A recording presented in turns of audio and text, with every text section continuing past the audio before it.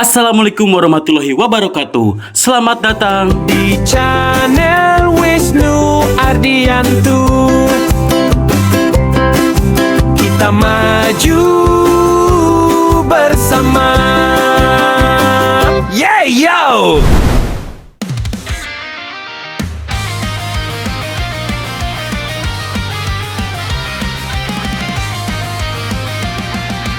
Halo semuanya, kembali lagi ke channel Wisnu Ardianto. Dalam dunia pahlawan, ada tokoh-tokoh yang bersinar terang karena kebaikannya. Ada juga yang menonjol karena ketenangannya, kebijaksanaannya, atau perjalanan hidupnya yang penuh luka. Namun, di antara semua itu, ada sosok yang sangat berbeda. Sosok yang tidak datang membawa senyum ramah, tidak muncul dengan aura tenang, dan tidak pernah berusaha terlihat anggun. Ia datang dengan dentuman, dengan suara ledakan, dengan emosi yang membara, dan ambisi yang begitu panas sampai bisa melelehkan batas normal manusia. Namanya Katsuki Bakugo. Dan hari ini kita akan menyelami perjalanan hidupnya. Bukan hanya sekedar karakter yang temperamental, tetapi sebagai seorang yang terus bertarung bukan hanya melawan musuh, tapi juga melawan dirinya sendiri. Mari kita masuk lebih dalam ke kisah pahlawan muda yang lahir dari api.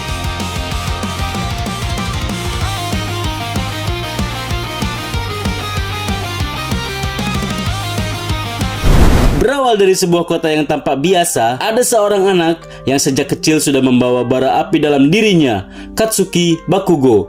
Namanya yang terdengar keras, sekeras sifatnya, sekeras ambisi, yang ia genggam lebih erat daripada apapun di hidupnya. Ketika bocah-bocah lain masih bertanya-tanya ingin jadi apa nanti, Bakugo sudah memilih jalannya sendiri. Ia ingin menjadi pahlawan terbesar, paling hebat, paling terkenal. Dan ketika dunia memujinya sebagai bakat alami, ia percaya bahwa itu adalah takdir. Investasi pertama yang diberikan kepadanya adalah pujian, dan pujian itulah yang perlahan membentuk pola pikir bahwa ia harus selalu berada di puncak, bahwa kalah adalah dosa yang tak terampuni.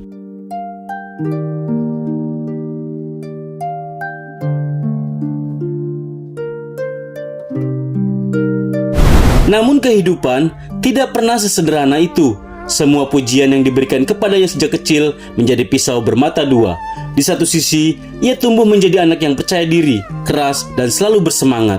Tetapi, di sisi lain, ia tumbuh dengan tekanan besar bahwa ia tidak boleh gagal. Ketika semua orang mengatakan bahwa dirinya adalah yang terbaik, maka ia pun mulai takut pada satu hal. Takut pada kemungkinan bahwa suatu hari ada seseorang yang lebih baik darinya. Takut bahwa predikat bakat luar biasa yang selama ini disandangnya akan runtuh. Di titik inilah, hubungan Bakugo dan Midoriya mulai membentuk dinamika yang rumit. Bagi Bakugo kecil, Midoriya adalah seorang yang lemah, seseorang yang memandangnya dengan kekaguman, seseorang yang tidak mungkin menjadi ancaman. Tapi, ketika Midoriya mendapat kekuatan misterius yang tiba-tiba membuatnya melompat jauh ke depan, semua struktur yang telah Bakugo bangun dalam dirinya retak, satu per satu. Ia tidak lagi melihat Midoriya sebagai teman masa kecil yang menyedihkan. Ia melihatnya sebagai bayangan yang terus mengejar, terus mendekat, dan suatu saat bisa menyusul. Rasa takut itu tidak pernah diakui. Alih-alih mengakuinya, ia memilih untuk menutupinya dengan kemarahan. Semakin besar rasa takutnya, semakin besar ledakan emosinya, semakin ia merasa terpojok, semakin keras ia berteriak. Bakugo mungkin terlihat agresif, tetapi setiap agresifnya itu adalah mekanisme pertahanan terhadap rasa rendah diri yang ia sembunyikan sangat dalam. Namun, tidak ada yang tahu itu. Dunia hanya melihat sisi luarnya, anak yang sombong, kasar, dan sulit diajak bekerja sama.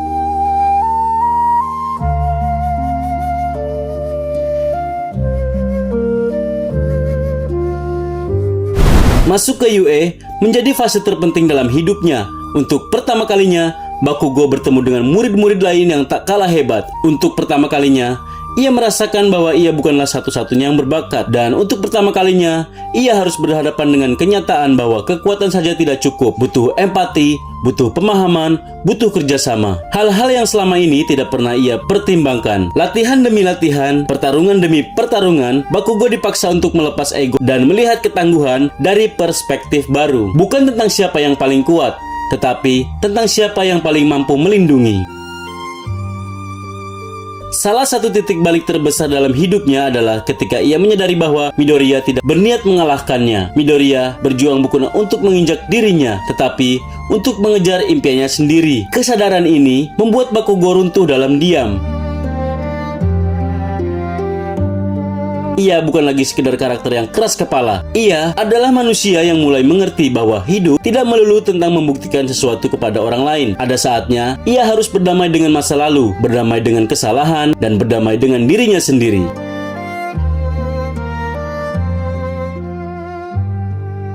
Ketika ia menangis dan meminta maaf kepada Midoriya, itu bukan sekadar adegan dramatis. Itu adalah puncak pergolakan panjang yang ia pendam sejak kecil. Tangis itu adalah bukti bahwa Bakugo bukan hanya manusia yang kuat, tetapi manusia yang berani mengakui kelemahan. Dan perubahan inilah yang membuatnya berkembang tanpa kehilangan jati diri. Ia tetap kasar, tetap berapi-api, tetap meledak-ledak, tetapi kini ia memahami arah ledakan itu. Ia ingat untuk siapa ia bertarung. Ia tahu bahwa kekuatan bukan hanya soal siapa yang paling keras, tetapi siapa yang paling rela bertahan untuk melindungi mereka yang tak mampu melindungi diri.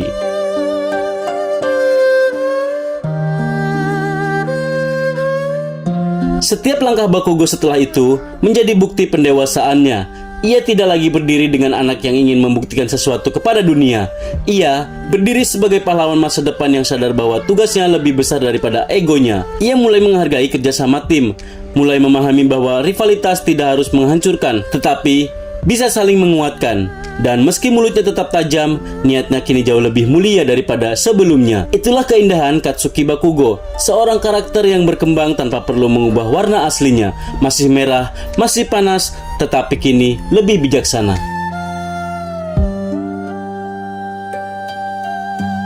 Pada akhirnya, perjalanan Katsuki Bakugo bukanlah kisah tentang anak yang lahir hebat. Ini adalah kisah tentang bagaimana seorang menghadapi tekanan, kekuatan, kesalahan, dan ego, lalu mengubah semua itu menjadi kekuatan baru. Dari bocah sombong yang ingin menang, ia tumbuh menjadi pahlawan yang tahu arti tanggung jawab. Dari karakter yang banyak dibenci, ia berubah menjadi salah satu karakter yang paling kompleks dan paling dicintai dalam dunia anime modern. Dan sampai kapanpun, Bakugo akan selalu menjadi simbol bahwa bahkan api yang paling liar pun bisa menemukan bentuknya, bisa diarahkan, bisa memberikan kehangatan dan perlindungan. Itulah kisah Katsuki Bakugo, pahlawan yang lahir dari ledakan, tumbuh dari kesalahan, dan berkembang melalui keberanian untuk berubah. Sekian untuk video hari ini. Kalau kalian suka dengan video ini, jangan lupa like, komen, dan subscribe. Sampai jumpa di video berikutnya dan wassalamualaikum warahmatullahi wabarakatuh.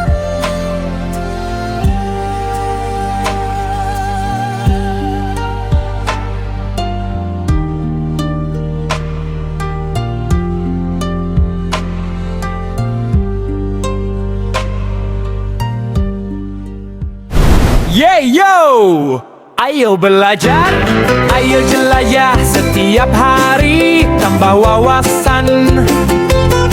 Pengetahuan itu seru, tak terbatas waktu.